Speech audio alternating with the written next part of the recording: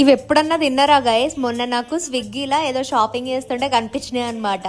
So ఇమీడియట్గా గూగుల్లో చూస్తే దీంట్లో సీడ్స్ ఉన్నాయని తెలిసింది. సరే సీడ్స్తోని పెంచుదాము చెట్లు వీటితోని అని చెప్పి ఆర్డర్ చేస్తుండే. సో వీటిని కేప్ గూస్బెర్రీస్ అంటారా అంట, ఎందుకంటే కేప్ లాగా ఇట్లా కవర్ లాగా వస్తుంది దాని మీద, అందుకనే మేబీ కేప్ గూస్బెర్రీస్ అంటారు.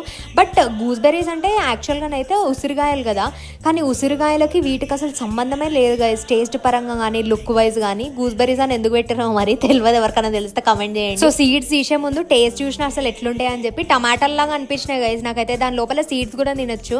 ఆ సీడ్స్ ఏమో సెసమీ సీడ్స్ లాగా ఉండే అనమాట టేస్ట్.